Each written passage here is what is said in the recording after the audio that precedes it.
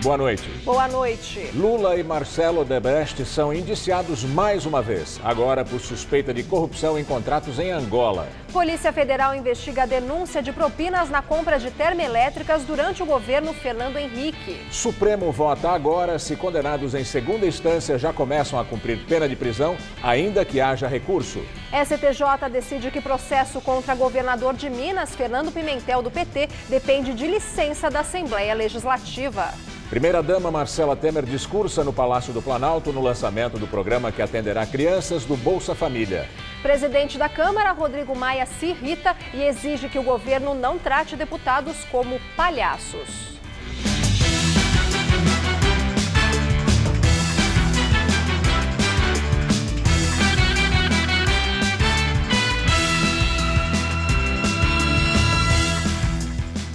A CPI que investiga supostos desvios no Teatro Municipal de São Paulo vai ser prorrogada por mais 15 dias. Assim, o relatório final só deve ser entregue em novembro. O prazo regimental de 120 dias da CPI terminaria amanhã. Depois do cancelamento de 2 sessões por falta de quórum, os vereadores retomaram os trabalhos e decidiram prorrogar a comissão por mais 15 dias.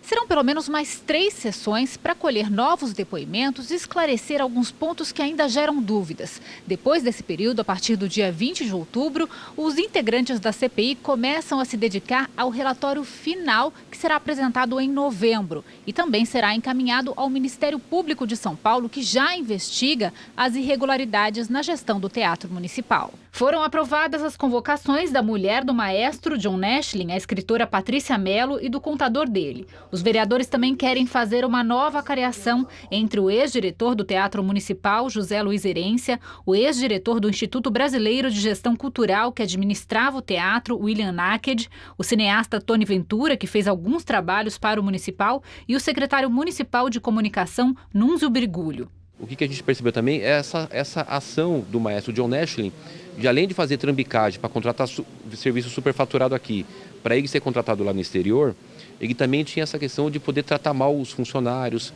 Vocês viram agora o que a gente recebeu de informação. Teve funcionário que ficou 6 meses em casa recebendo 12 mil por mês para ficar em casa, porque ele falou, eu não quero você aqui. Mau uso do dinheiro público também. Os vereadores também vão convidar o conselheiro do Tribunal de Contas do município, Edson Simões, para entender por que as contas do Teatro Municipal de 2014 só foram rejeitadas agora em 2016. Na sessão de hoje foram ouvidos o presidente do Sindicato dos Músicos do Estado de São Paulo, Adelmo Ribeiro, e o assessor do sindicato, Grimaldi Santiago, que apontaram o que consideram abusos feitos pelo maestro John Nashling durante a gestão dele à frente do Teatro Municipal. O maestro ele fazia de uma forma impositiva as suas vontades e que até muitos deles foram assediados moralmente. E, inclusive, muitos deles sendo obrigados a trabalhar a poder de calmante, a poder de remédio para conseguir. A CPI investiga supostas fraudes em contratações feitas pelo Teatro Municipal que teriam sido responsáveis pelo desvio de até 18 milhões de reais. A CPI já mostrou o seu efeito afastando o maestro do teatro e cortando o seu salário. Isso era uma coisa que já devia ter acontecido há muito tempo, porque ele assumiu esse cargo em fevereiro de 2013 e durante 4 anos veio recebendo salário de 150 mil, 5 meses na Suíça, enfim. Em nota, Eduardo Carnelos, que é o advogado do maestro John Nashling, afirmou que as denúncias contra seu cliente feitas hoje na CPI são infundadas, mentirosas e sem provas. Polícia Federal do Paraná abre inquérito para investigar um suposto esquema de corrupção na compra de termoelétricas pela Petrobras durante o governo de Fernando Henrique Cardoso. Era o momento da grande crise energética no Brasil, que ficou conhecida como apagão. Para construir as térmicas movidas a gás no programa de emergência lançado pelo governo Fernando Henrique Cardoso, a Petrobras comprou turbinas no exterior em regime de urgência, sem licitação. O documento que consta a abertura do inquérito foi publicado pela Polícia Federal em 23 de setembro e assinado pelo delegado Roberto Biasoli. O suposto esquema de corrupção no negócio das termoelétricas teria vigorado de 1999 a 2001 e foi revelado pelo então diretor da Petrobras, Nestor Cerveró. em delação premiada. Cerveró, que cumpre pena em regime domiciliar, declarou à Força-Tarefa da Lava Jato que a propina já foi paga na primeira compra. O valor acertado, de 600 a 700 mil dólares, foi depositado numa conta na Suíça, aberta na época só para receber propina. Foi em torno de 600, 700 mil dólares. 600 a 700 mil dólares. Porque repara que eu era gerente, eu não era diretor. Foi nessa oportunidade que o senhor abriu a conta na Suíça, então, para receber esse valor? Foi mais ou menos nessa época que eu abri para poder receber o dinheiro direto. Nessa época a Suíça era um país confiável. Os valores teriam sido repassados pela empresa ABB, que depois foi adquirida pela Alstom e mais tarde pela GE. Segundo o Cerveró, quem também recebeu propina no suposto esquema das termoelétricas foi Delcídio do Amaral, que na época, filiado ao PSDB, era o diretor de gás e energia da Petrobras. De acordo com o delator, Delcídio era próximo de executivos da Alstom. A empresa teria pago a ele 10 milhões de dólares. Cerveró já tinha citado propina de 100 milhões de reais, supostamente repassada ao governo de Fernando Henrique Cardoso. Foi em depoimento que veio a público em janeiro. Teria sido no negócio fechado em 2002 da compra da Pecom, petrolífera argentina. Na época, a Petrobras pagou o equivalente a 1 bilhão de dólares pela empresa. A propina teria sido paga, segundo o Cerveró, ao então presidente da estatal, Francisco Gross, já falecido, e repassada ao então presidente Tucano e ao PSDB. Na época, Fernando Henrique classificou as afirmações como vagas. Disse que, sem especificar envolvidos, servem apenas para confundir. Cerveró também relatou à Lava Jato que, no ano 2000, a cúpula da Petrobras teria sido orientada a contratar a PRS Energia, vinculada ao filho de Fernando Henrique, Paulo Henrique Cardoso, para gerir a Termorrio, construída pela Alstom. Paulo Henrique disse na época que não conhecia e não tinha relação com a empresa atribuída a ele. A assessoria de imprensa de Fernando Henrique disse que o ex-presidente não tem informações sobre o inquérito, mas sempre é favorável a que denúncias sejam apuradas. A GE Alstom informou que não foi notificada sobre o inquérito e, por isso, não vai comentar. A defesa de Delcídio do Amaral afirma que ele não recebeu nenhuma propina e que é uma mentira a declaração de Cerveró. Polícia Federal indicia o ex-presidente Lula por corrupção em investigação que envolve recebimento de propina em contratos da empreiteira Odebrecht. Um sobrinho dele também estaria envolvido no suposto esquema. Segundo a Polícia Federal, o sobrinho de Lula, Taiguara Rodrigues, sócio da empresa Exergia do Brasil, fechou um contrato com a Odebrecht em Angola e recebeu 20 milhões de reais por influência do petista. De acordo com a PF, Lula teria recebido parte desse valor como propina. A empreiteira teria bancado despesas pessoais do ex-presidente, inclusive com pagamentos de plano de saúde. Para a polícia, Lula colocou o sobrinho no esquema para que ele recebesse recursos obtidos pela Odebrecht via BNDES por obras feitas em Angola. Entre as provas utilizadas pela Polícia Federal em seu relatório final estão mensagens e documentos apreendidos pelos investigadores no computador de Taiguara. Ele foi alvo da Operação Janus, que investigou os contratos da Odebrecht com a empresa dele. Em maio, foram cumpridos mandados de busca e apreensão em endereços de Taiguara Rodrigues, na cidade de Santos. Trocas de mensagens entre Taiguara e um dos seguranças de Lula indicam que ele falava com frequência com o petista sobre sua atuação em Angola, inclusive quando o tio ainda era presidente. Em um documento de 2008, apreendido com o empresário, ele relata que teve uma conversa de 50 minutos com Lula, que tinha lhe dado carta branca. Para a Polícia Federal, Lula atuava como lobista da Odebrecht. E a contratação da empresa de Taiguara somente ocorreu devido à relação familiar dele com Lula e pelo relacionamento mantido pela empreiteira com o ex-presidente. Além de Lula, também foram indiciados por corrupção e lavagem de dinheiro o sobrinho de Lula, Taiguara Rodrigues, o ex-presidente da empreiteira, Marcelo Odebrecht, e 6 executivos da empreiteira. Agora, o Ministério Público em Brasília vai analisar se apresenta denúncia contra o ex-presidente e os demais acusados. Lula já é réu na Lava Jato, em Curitiba, na investigação sobre o triplex em Guarujá e sobre o armazenamento do acervo presidencial bancado pela OAS.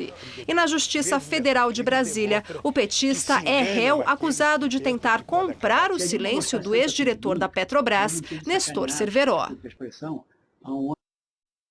Em nota, a assessoria do Instituto Lula informou que a defesa não teve acesso ao documento de indiciamento. O Instituto afirmou também que Lula e a família tiveram as contas devassadas, mas não foram encontradas irregularidades. Na nota, a assessoria do ex-presidente afirma ainda que ele sofre uma campanha de massacre midiático. O Tribunal de Contas da União reprovou as contas do governo Dilma Rousseff de 2015. Foram apontadas 10 irregularidades, semelhantes às apresentadas na análise da contabilidade de 2014, que também foram rejeitadas. Entre elas estão as pedaladas fiscais, citadas no processo de impeachment. A reprovação das contas foi decisão unânime do plenário do TCU. Agora, o parecer vai ser mandado para julgamento do Congresso Nacional. Em seu primeiro discurso oficial, a primeira-dama Marcela Temer afirma que vai ajudar de forma voluntária em ações sociais. Ela será embaixadora do Criança Feliz, programa do governo federal que pretende beneficiar crianças de famílias já atendidas pelo Bolsa Família. Na cerimônia do lançamento do Criança Feliz, Marcela Temer falou menos de 4 minutos. Ela destacou que o foco do programa é o desenvolvimento de crianças até os 3 anos de idade. O que nós, mães, percebemos instintivamente tem sido comprovado pela ciência. Nós, pais, cuidadores, influenciamos de forma decisiva a criança nos seus primeiros anos de vida. Cercada de carinho e cuidados específicos desde a gravidez, uma criança terá mais possibilidades de aprendizado quando chegar à escola. Marcela afirmou que vai atuar voluntariamente. Cada brasileira, cada brasileiro desde a gestação importa para o desenvolvimento do Brasil. As nossas responsabilidades aumentam a cada dia e os desafios também. Meu trabalho será voluntário para sensibilizar e mobilizar setores da sociedade em torno de ações que possam garantir melhoria na vida das pessoas. Temer também elogiou o Bolsa Família, uma das principais vitrines dos governos Lula e Dilma. Entre os segmentos mais frágeis, inscreve-se, sem dúvida, aqueles que estão na extrema pobreza e que são hoje desfrutantes do Bolsa Família. Portanto, nós temos, ao longo do tempo, verificado que se trata de um programa exitoso e que, exitoso como é, deve continuar a sê-lo. O Criança Feliz vai ter ações em diversas áreas, como saúde, assistência social e educação.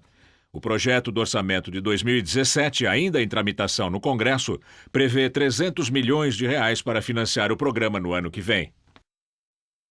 Em visita ao Supremo Tribunal Federal, o presidente Michel Temer propõe um pacto para formalizar projetos que fortaleçam a autonomia dos estados.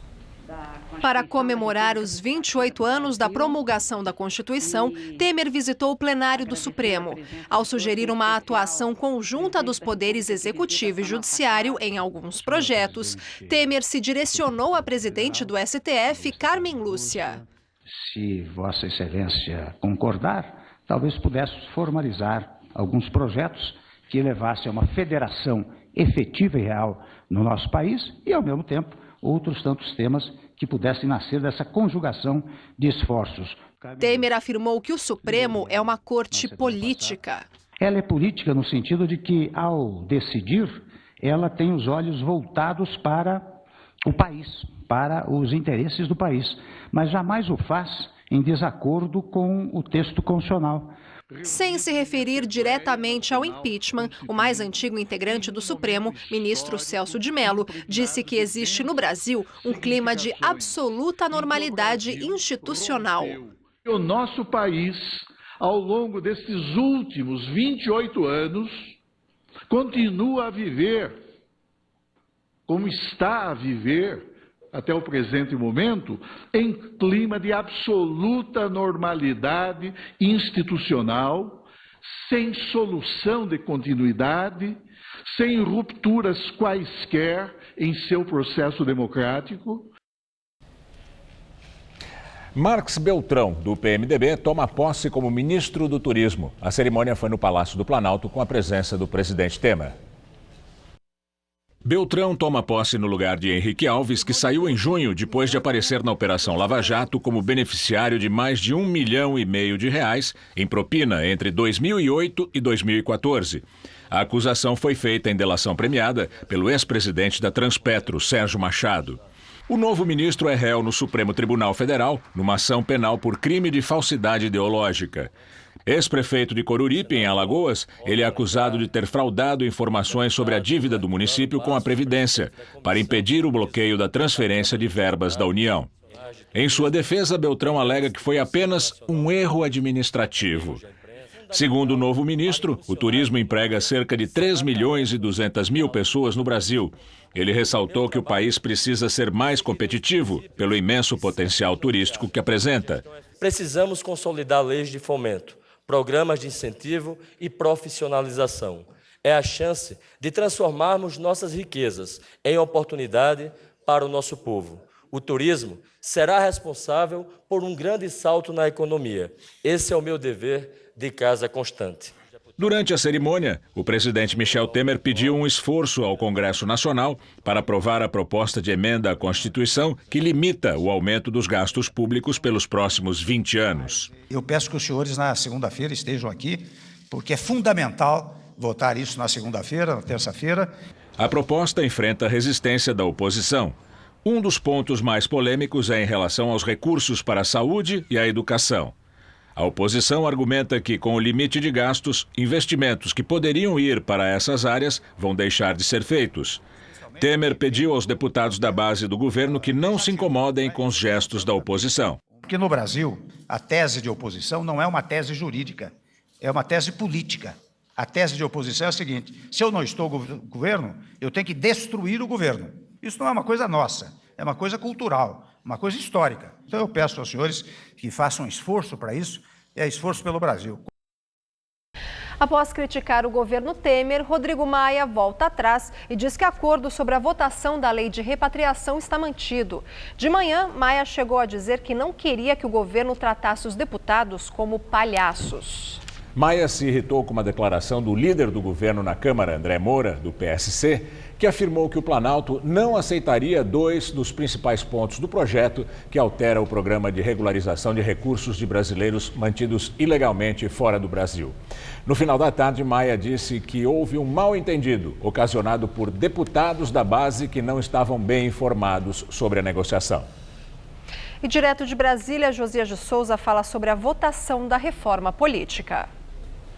Com o apoio de Michel Temer, os presidentes do Senado e da Câmara, Renan Calheiros e Rodrigo Maia, decidiram apressar a votação do que chamam de reforma política.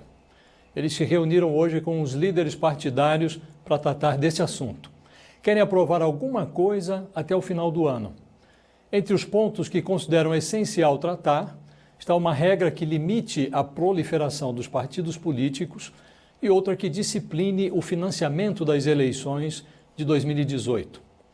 As urnas do primeiro turno da eleição municipal deram um susto na classe política brasileira. Afora as punições impostas pelo eleitor, houve o protesto silencioso do não voto.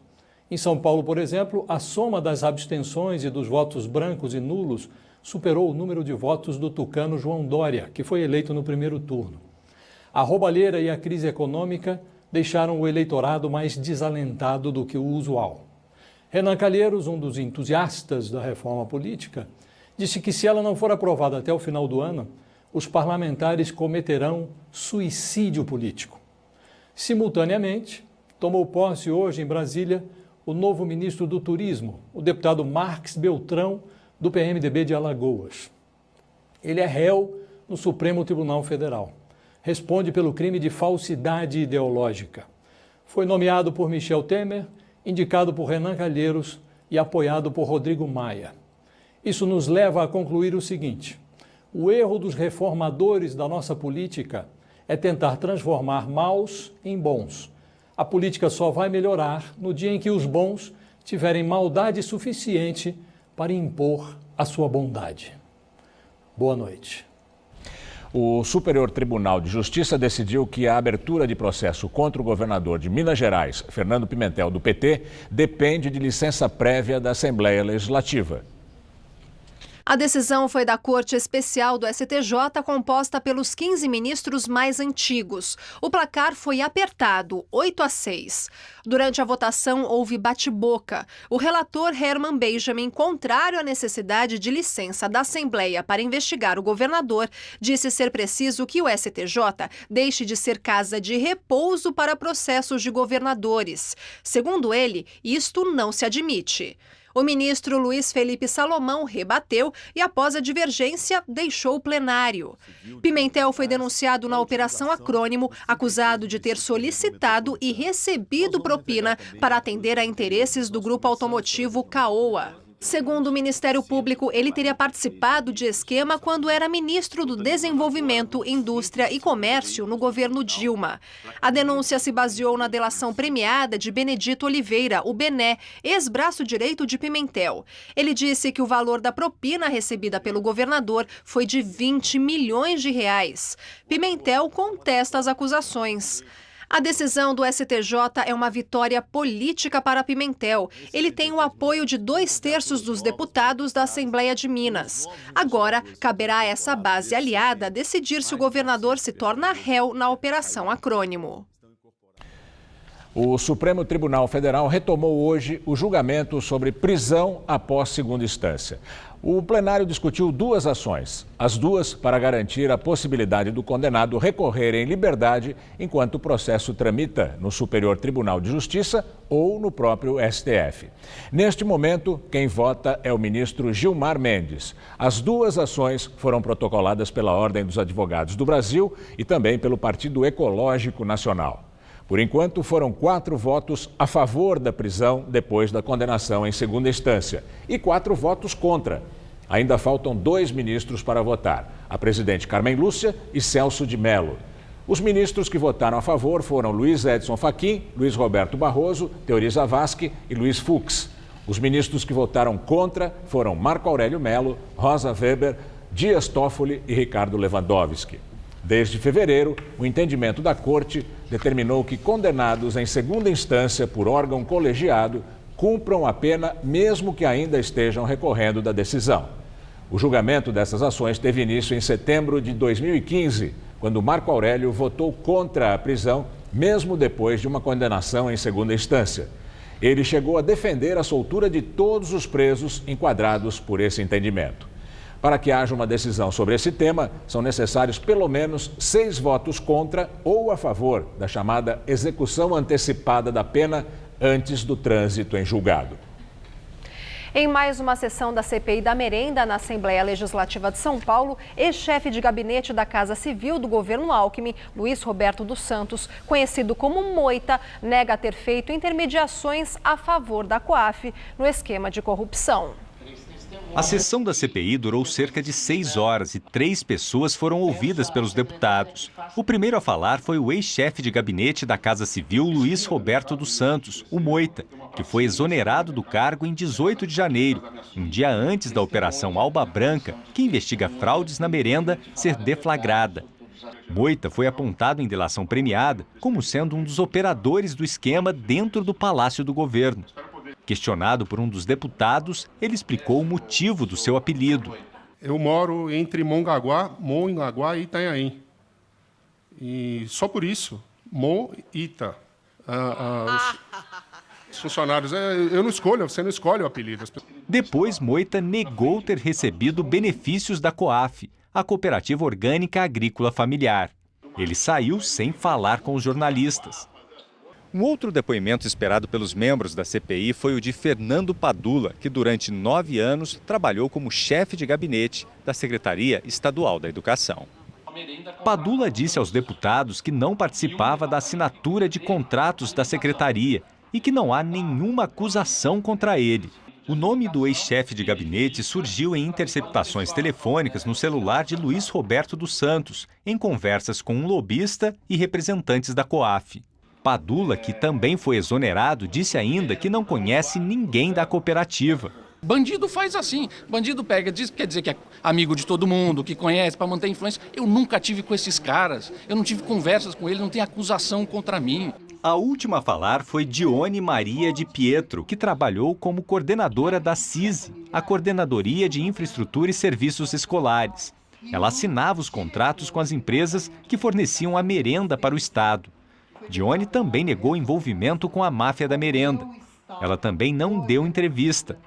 Segundo o Ministério Público, a COAF recebeu ao menos 7 milhões de reais em contratos com 21 prefeituras e com o governo paulista para o fornecimento de suco de laranja da merenda.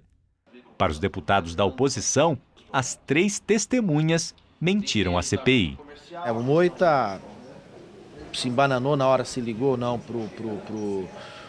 a relação que ele tinha com o Marcel, depois se provou que ele tem uma relação maior quando ele tenta agir em Mongaguá também, então ele mentiu nessa parte. O Padula, dizendo que era distante a participação dele sobre a merenda, e a própria Dione confirma o inverso, que ele, logo que ela chegou, chamou uma reunião para tratar sobre a chamada pública. Percebe que os 3 tentaram mais uma vez enganar os membros da CPI. Se um funcionário de uma entidade que tem 1 milhão de funcionários cometa uma falha, a gente queira responsabilizar a instituição, a entidade. E agora as coisas vão caminhar para a verdade total, que é um pelo em ovo que se está procurando, sem dúvida alguma.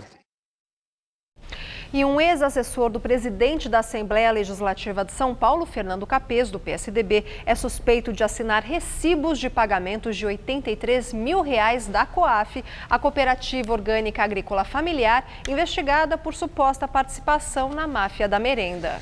A TV Globo teve acesso a documentos apreendidos pela Operação Alba Branca, que trazem assinaturas que seriam de Jeter Rodrigues Pereira. A TV Globo, Jeter disse que não tinha assinado esses recibos e depois afirmou que foi coagido a assinar e que não recebeu o dinheiro. Fernando Capês afirma desconhecer os recibos e o contrato firmado pelo ex-assessor e nega participação no esquema. E agora vamos ao comentário de política com Bob Fernandes. Notícias desta quarta-feira. Polícia Federal indicia Lula por contratos do sobrinho em Angola, Odebrecht no meio. Polícia Federal vai investigar corrupção na compra de usinas termoelétricas no governo Fernando Henrique. Em depoimento já antigo, que não foi além da internet e aqui, Severo, ex-diretor da Petrobras, disse: a Braskem da Odebrecht é um escândalo do governo Fernando Henrique. Não foi o Lula que inventou e não sei por que não investigam. Aspas. Notícia de Bela Megali na Folha sobre fato real. Polícia Federal se opõe a novas delações premiadas na Lava Jato. Querem mesmo igualdade real e não ficção na investigação de toda a corrupção multipartidária? Querem mesmo ir além de vazamentos de ocasião? É simples. Deixem OAS e Odebrecht revelar o que sabem sobre as suas relações com presidentes, governadores, prefeitos, legislativos. O DNA disso, é óbvio, já está nos computadores, planilhas e dados apreendidos. A propósito, o ministro Theory, do Supremo, atacou o mais recente espetáculo encenado, aquele do procurador Dallagnol e demais à frente de um PowerPoint. Theory manteve em Curitiba os processos contra Lula, mas disse que, ao contrário do fartamente anunciado por procuradores, não existe investigação contra Lula por liderar organização criminosa. E disse mais: essa espetacularização não é compatível nem com o objeto da denúncia, nem com a seriedade que se exige. E daí? E daí nada, porque o estrago já foi feito, por 2 horas ao vivo e nas infindáveis reprises e manchetes Brasil e mundo afora. E isso na reta final das eleições. Eleições num ambiente que cobrou presença das Forças Armadas em mais de 400 cidades, num ano de ódios em que foram assassinados 98 candidatos, secretários ou militantes políticos. Ao manter o arquivamento de processo disciplinar contra o juiz Moro, juízes defenderam: problemas inéditos exigem soluções inéditas. Em 68, a ditadura decretou o AI-5, um conjunto de poderes excepcionais, uma solução inédita para problemas inéditos. Cobrado sobre sua discordância com a AI-5, o vice-presidente Pedro Aleixo, um civil, com uma metáfora, alertou então para os efeitos inevitáveis. O problema será o guarda da esquina. Boa noite. Grafiteiro, ativista político e até diretor de cinema. Esses são alguns dos atributos de Banksy, um artista de identidade desconhecida e famoso no mundo todo por sua obra. E o trabalho que começou nos muros, hoje decora até mansões. Quem conta essa história de Londres é o correspondente Ross Salina. Quando você passeia por galerias e museus, você encontra obras importantes da história da arte.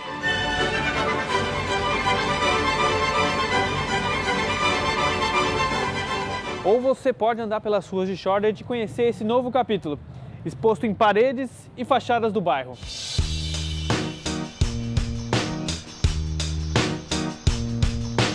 O grafite conquistou seu espaço dentro da indústria da arte.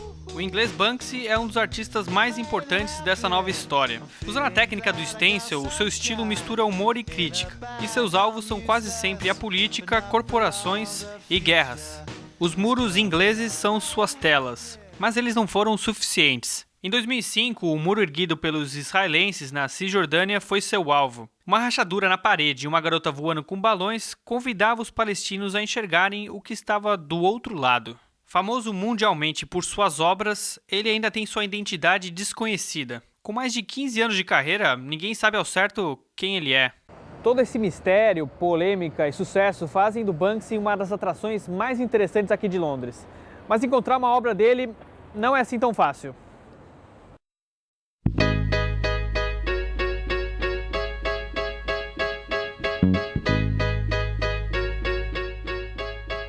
Mas onde estão todos os Banksys?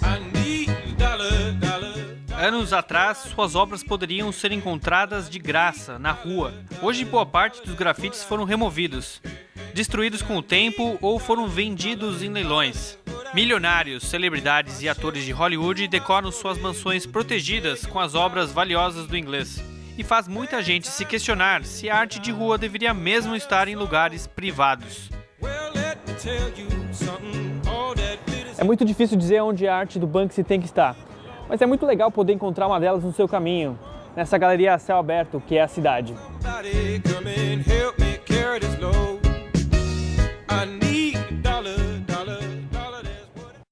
Os estados americanos da Flórida, Geórgia e Carolinas do Sul e do Norte ordenam a saída da população de áreas que podem ser atingidas pelo furacão Matthew. Pelo menos 25 pessoas já morreram na passagem da tormenta pelo Caribe. A maioria das mortes foi no Haiti. O governador da Flórida declarou estado de emergência. O presidente Barack Obama reforçou os apelos para que a população cumpra as ordens de retirada. Os moradores seguem o ritual de proteger as janelas com madeira e abastecer as casas com itens essenciais, como água, lanternas e baterias. O furacão Matthew deve chegar ao sudeste americano amanhã à noite. A tempestade foi rebaixada de categoria 4 para 3, numa escala que vai até 5, mas é grande o perigo de ganhar força de novo. A pior tormenta em 10 anos no Caribe já castigou a República Dominicana, o Haiti e a ilha de Cuba, com ventos de até 230 km por hora. Os prejuízos no Haiti, o país mais pobre das Américas, ainda não podem ser estimados. Segundo a ONU, 350 mil haitianos precisam de ajuda imediata. O sol voltou a predominar aqui em São Paulo, mas ainda assim as temperaturas ficaram amenas. Esta tarde, a máxima não passou dos 21 graus. Neste momento, os termômetros marcam 18 graus. Vamos ver como fica o tempo amanhã, com Mariana Armentano.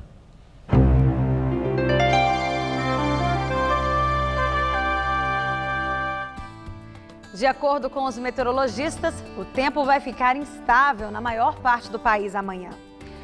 Todo o leste da região sul vai ficar sob a influência de um sistema de baixa pressão que provoca chuva forte e volumosa a qualquer hora do dia. Outro sistema espalha instabilidades pelo interior do país. E desde o litoral capixaba, pegando o interior da Bahia, passando também pelo Tocantins, Mato Grosso, até o Acre, chove a qualquer momento, sendo que o dia fica bem encoberto no sul da Bahia e entre Rondônia e o Mato Grosso. Vamos ver como será o dia amanhã em algumas capitais? Olha, em Florianópolis, tempo fechado, com muita chuva e potencial para alagamentos. A mínima será de 13 e a máxima de 19 graus. No Rio de Janeiro, o dia será abafado, com chuvas à tarde e máxima de até 29 graus. Em Fortaleza, o sol brilha forte desde cedo e não chove. Calorão de 34 graus por lá amanhã. E em Manaus, o dia será bem parecido com o de hoje, com sol e pancadas de chuva. Máxima de até 36 graus por lá. Agora, no detalhe, o mapa aqui de São Paulo. O ar seco mantém o tempo firme no centro-oeste e no norte do estado. Nas outras áreas, chove por causa do tempo abafado e da influência de um sistema de baixa pressão atmosférica. Os termômetros ficam entre 18 e 29 graus em Votuporanga e em São José dos Campos pode fazer até 29 graus amanhã durante a tarde. Para a capital, esquenta mais em relação a hoje e as chuvas são esperadas entre a tarde e a noite. Nessa madrugada, a mínima será de 13 graus e amanhã à tarde faz até 25. Na sexta, a nebulosidade aumenta e a temperatura cai, ficando entre 12 e 22 graus. No fim de semana, o sol volta a brilhar forte e esquenta para valer. A máxima chega a bater na casa dos 29 graus no sábado. FMI mantém previsão de que o Brasil só vai atingir um superávit primário a partir de 2020. O relatório Monitor Fiscal, lançado hoje pelo Fundo Monetário Internacional, prevê que o setor público no Brasil vai continuar arrecadando menos do que gasta, pelo menos até 2019. O governo brasileiro tem dito que o superávit primário já deve voltar a crescer a partir de 2019. Ou melhor, deve voltar o superávit primário a partir de 2019. E mesmo assim, para que isso aconteça, vai ser necessária a aprovação da PEC do teto de gastos no Congresso. E agora vamos ao comentário de economia com Vinícius Torres Freire. Em breve, duas mudanças importantes vão afetar muito a vida dos brasileiros: a reforma da Previdência e o fim do crescimento das despesas do governo federal por pelo menos 10 anos. O projeto da mudança da Previdência ainda não está fechado. Deve ser concluído na semana que vem, mais ou menos. O limite para os gastos do governo deve começar a ser votado já na segunda-feira. Vamos ver o que acontece com a Previdência. O governo pretende que o Congresso vote a mudança até o começo do ano que vem. O que se sabe até agora? Primeiro, haveria uma idade mínima para a aposentadoria, não importa o tempo de contribuição. 65 anos. Vai valer para homens e mulheres, trabalhadores do setor privado e servidores federais e até para quem tem regime diferente de aposentadoria, como professores e policiais civis. Hoje, mulheres podem se aposentar mais cedo. A idade mínima não valeria já. Cresceria aos poucos para quem está no mercado de trabalho. Talvez cresceria por uns 15 anos até atingir 65 anos. Para quem já tem 50 anos, a idade mínima não valeria. Mas seria preciso contribuir por mais alguns anos. Por exemplo, quem já pode se aposentar em 2 anos, teria de esperar 3 anos agora, com a reforma. O tempo de espera vai aumentar 50% em relação ao que é. O tempo de contribuição mínimo pode aumentar, mas ainda não se sabe bem como. Devem mudar as pensões por morte. Hoje, a pensão integral, o valor que era recebido pelo cônjuge que morreu, fica valendo. Com a reforma, cairia para 60% do que era, mais 10% para cada dependente. O reajuste de vários benefícios da Previdência pode não mais acompanhar o reajuste do salário mínimo, tal como é hoje. Não se sabe em quais deles haveria mudança por enquanto. Por que essa reforma? Porque, alegam seus defensores, cresce cada vez mais o número de idosos e as pessoas vivem cada vez mais, enquanto cresce cada vez mais devagar o número de pessoas que trabalham.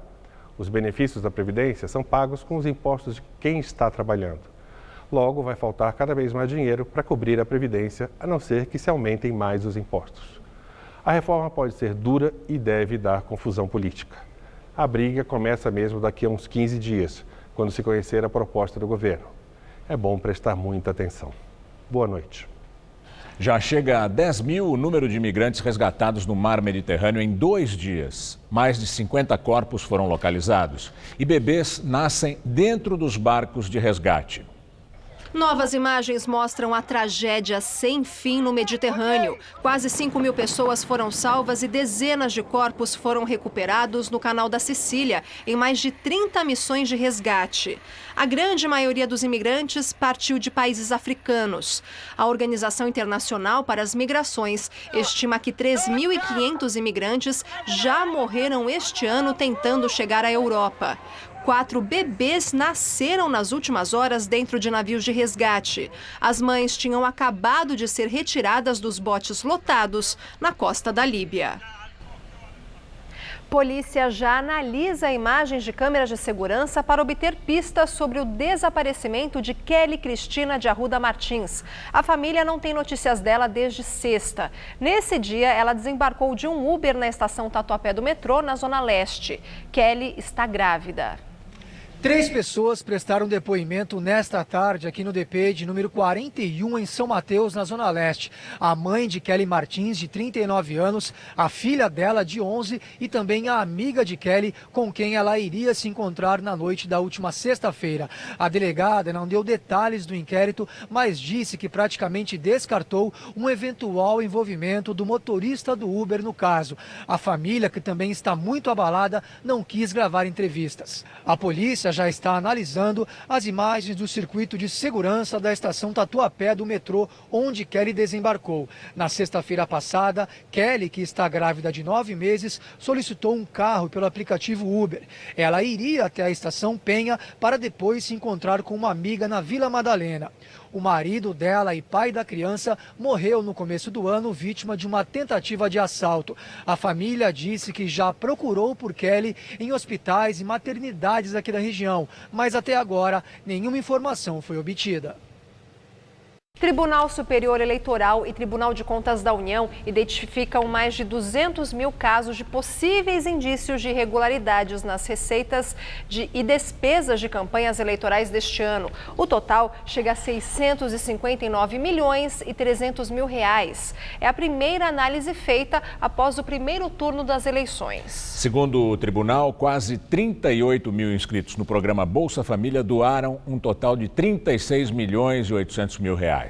Outro caso é o de 55 mil desempregados, que desembolsaram 84 milhões de reais. O peso do resultado das urnas no balanço das forças políticas, na entrevista do dia com Maria Lídia Flandoli. Entrevista o cientista social Rodrigo Prando, professor de Sociologia nos cursos de graduação e pós-graduação da Universidade Presbiteriana Mackenzie. Obrigada, professor. Obrigado pelo convite. Professor, essa questão do brancos, nulos e abstenções, 38% aqui em São Paulo, assim, está suscitando muito debate. Há quem entenda que há um sentido lógico nesse não votar. Outros acham que o sentido é político ou mesmo moral. Eu quero ouvir do senhor, que sentido tem não votar num país em que o voto é obrigatório? Bom, talvez um pouco lógico e um pouco moral e político, né? Em ciência política, em sociedade, as causas não são únicas. Eu diria que, mais do que tudo, talvez essas abstenções, esses votos brancos e tudo mais, a não ida, inclusive, do eleitor à sessão eleitoral, indique, sobretudo, uma descrença hoje com a política, né? Um certo desprezo, muitas vezes, com a política. Esse semestre, esse ano, foi um ano bastante atípico e me parece que, muitas vezes, uma política feita com raiva e polarizada deixou o eleitor e o cidadão até intoxicado. Bom, agora, professor, no balanço geral em todo o país aparece com muita clareza o crescimento do PSDB e a derrocada do PT, que perdeu muitas prefeituras, um percentual de 60% de perda das prefeituras que já havia conquistado.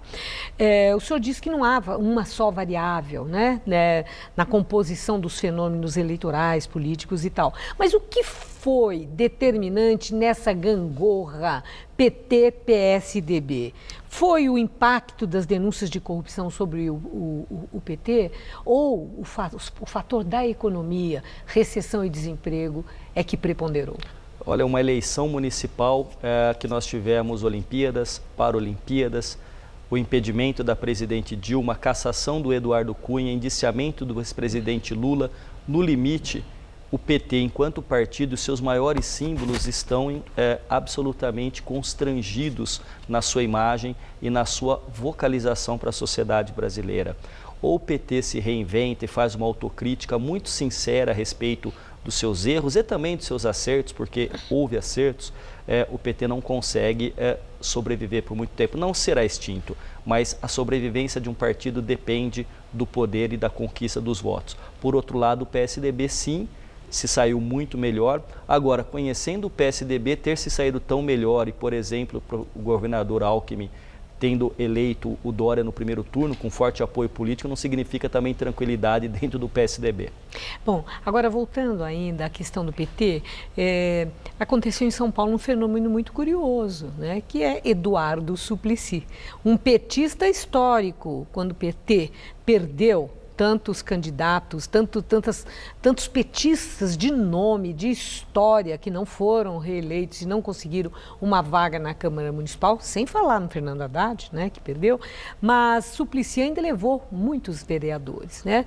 O que explica Suplicy ter conquistado 300 mil votos numa época de vacas magras como essa para o PT? Eu diria que o Eduardo Suplicy tornou-se uma figura suprapartidária no Brasil.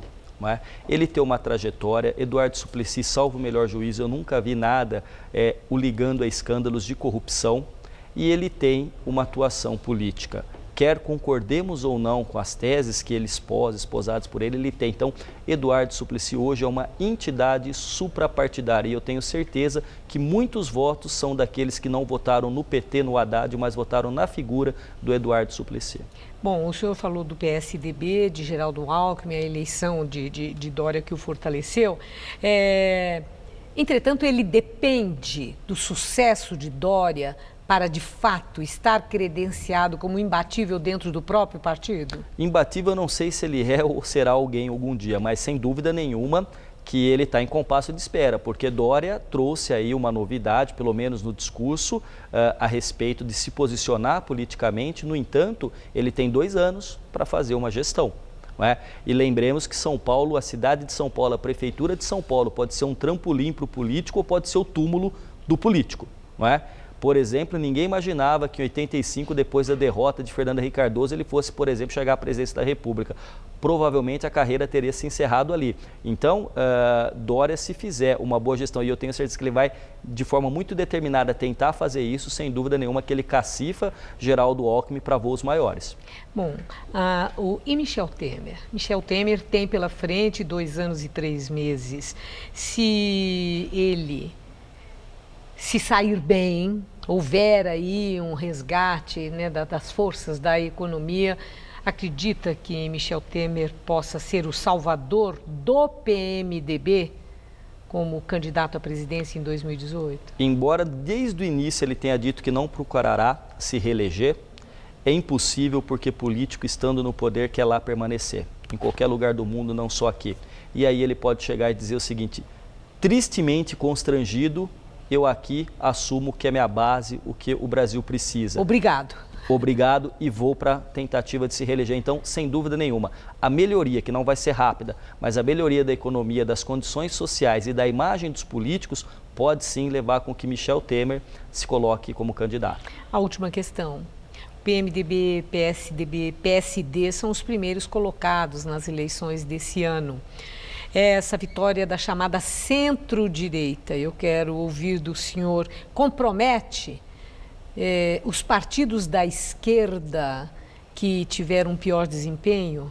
Em que pé ficou a esquerda no Brasil? Bom, primeira questão é que localizar no PT um partido de esquerda é muito complicado. Eu acho que ele tem uma vertente muito mais social-democrata e uma coisa diferente do PSDB em relação ao Estado e ao papel do mercado, sobretudo isso.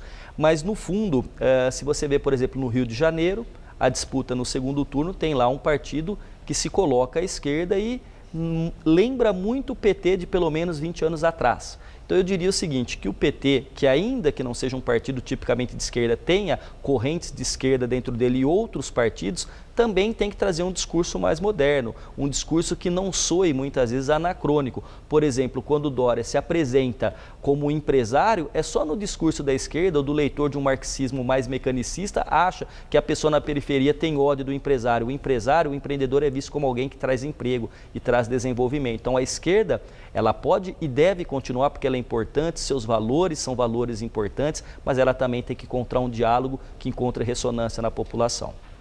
Muito obrigada, professor. Uma boa noite. Boa noite, é um enorme prazer. Luciana. O ex-primeiro-ministro de Portugal, António Guterres, vai ser confirmado como novo secretário-geral da ONU. António Guterres recebeu 13 votos favoráveis no Conselho de Segurança, com 2 abstenções e nenhum veto. A 6ª e última votação acontece amanhã e a indicação ainda precisa ser aprovada pela Assembleia Geral. O futuro secretário-geral da ONU foi primeiro-ministro de Portugal de 1995 a 2001. Em 2005, assumiu a chefia do Alto Comissariado da ONU para Refugiados e deixou o cargo no ano passado. Você vai ver a seguir a noite de rodada no Brasileirão. Santos, Corinthians e São Paulo jogam daqui a pouco e tentam melhorar a classificação. Receitas digitais Bradesco com Bela Gil. Oi! Se para você já é natural fazer tudo pela internet, computador, celular, o Bradesco tem uma receita incrível para você.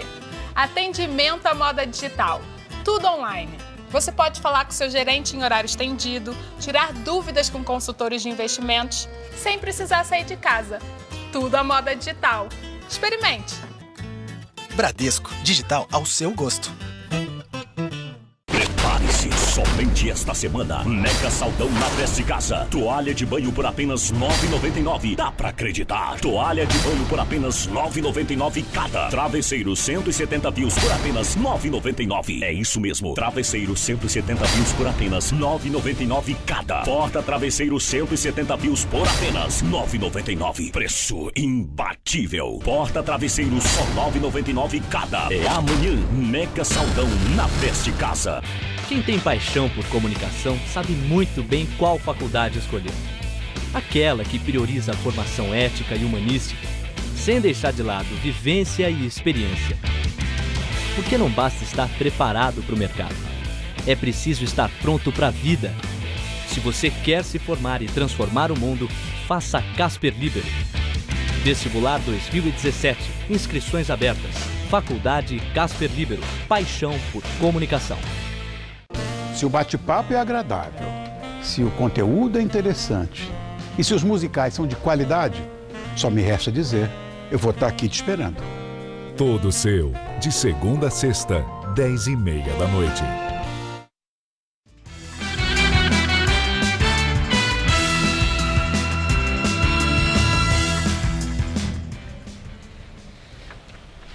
E agora as notícias do esporte com Rodolfo Gamberini e Celso Cardoso.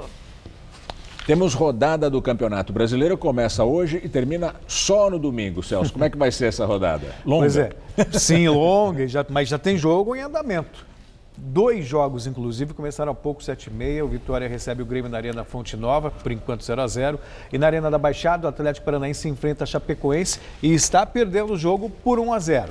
Às 9 da noite, o Corinthians encara o Atlético Mineiro na Arena em Itaquera. E vencer significa continuar sonhando com vaga na Libertadores da América. Com 59 pontos hoje, está no G6, né? Olhando a classificação dos últimos anos, com 59 pontos hoje. Teve ano que o sexto terminou com 61, teve ano que terminou com 56. Depois do jogo do Atlético, pode ser que esse número aumente ou diminua. Então, hoje estamos trabalhando em cima dessa pontuação, 59. São de 30 fazer 18. De 10 jogos, 6 vitórias. Foi a nossa campanha do primeiro turno, né? Claro que você tinha um time um pouquinho mais formado, com Felipe, Elias, Bruno Henrique, mas sim, ter essa média de 60% dos pontos nesses 10 jogos nos leva à classificação com 59 pontos. Bom, e às 9 da noite o Santos enfrenta o Fluminense. O jogo acontece no estádio da Vila Belmiro, em Santos. Um pouco mais tarde tem Sport São Paulo, na Ilha do Retiro, no Recife. Esse jogo vale um fôlego a mais na briga para fugir do rebaixamento. Quem diria? Os dois times aí ameaçados de rebaixamento, tanto São Paulo como o Sport. Os dois. Bom, e amanhã à noite a seleção brasileira entra em campo contra a Bolívia em Natal, né, Celso? O jogo é válido pelas eliminatórias para a Copa do Mundo. Tite já tem praticamente definido o time. Felipe Coutinho ganhou a vaga de William no meio-campo. Juliano assumiu o lugar de Paulinho, suspenso, e Felipe Luiz e Fernandinho ganharam as vagas dos lesionados Marcelo e Casimiro. Juliano e Felipe Luiz, inclusive, falaram hoje sobre a oportunidade de começarem como titulares. Eu estou consciente de que eu sou um jogador também da confiança do Tite, tanto é que ele está me dando essa oportunidade, me chamou, confia em mim ser o substituto do Paulinho nesse jogo. Então eu tenho que fazer o meu melhor, eu não posso pensar na frente, tenho que pensar nesse jogo, é a oportunidade da minha vida, onde eu posso mostrar realmente que eu tenho capacidade de estar aqui, que eu tenho capacidade de ajudar, que eu posso ser um jogador importante nessa seleção. Todo mundo quer jogar, mas quem não joga não tem como reclamar na seleção brasileira, porque o cara que está jogando tem muita qualidade também. Então nunca é injusto. Todo mundo quer fazer parte de um grupo ganhador, de um grupo que vence, não importa da onde. Não importa se seja 1 minuto, se seja 90 ou se tem que ficar no banco. Então eu estou muito feliz de estar fazendo parte desse grupo, me sinto importante, me sinto com condições de brigar por uma vaga e como também o Juliano falou, o dia a dia é o mais importante, viver o momento, fazer um grande jogo e depois dar essa dor de cabeça para o Tite, que é o mais importante. Bom, a Bolívia em Natal não assusta, né? Não, nem um pouco. A seleção ganhou uma outra cara com o Tite, né? Havia uma certa insatisfação com a seleção do Dunga, com a CBF, mas o Tite ele é tão carismático e também tão competente. É bom técnico. Que ele acaba arrebatando o carinho e o calor da torcida, que na verdade estava meio fria com a seleção, né? Eu mesmo, por exemplo, confesso que andava divorciado da seleção brasileira. É que a torcida não respeita o Dunga, respeita o Tite, né? Exatamente. E apesar de Marco Paulo Del Nero, apesar da CBF, apesar dos pesares.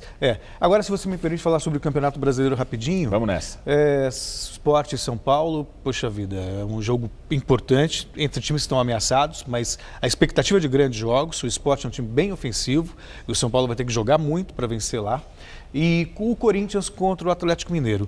Muitos palmeirenses estarão torcendo para o Corinthians hoje. É mesmo? É claro, porque o Atlético Mineiro também é um candidato ao título, embora esteja aí 5 pontos atrás do Palmeiras. Vão estar torcendo escondido. Se não para uma vitória corintiana, pelo menos um empatezinho. Um empatezinho para facilitar a vida do Verdão. Tá bom. Tá bom? Obrigado, Celso. Até amanhã. Boa noite, até amanhã. Boa noite. O Jornal da Gazeta termina aqui. A edição de hoje pode ser vista no site do Jornal da Gazeta. Mais notícias em nossa edição das 10. Ótima noite para você. Boa noite e até amanhã.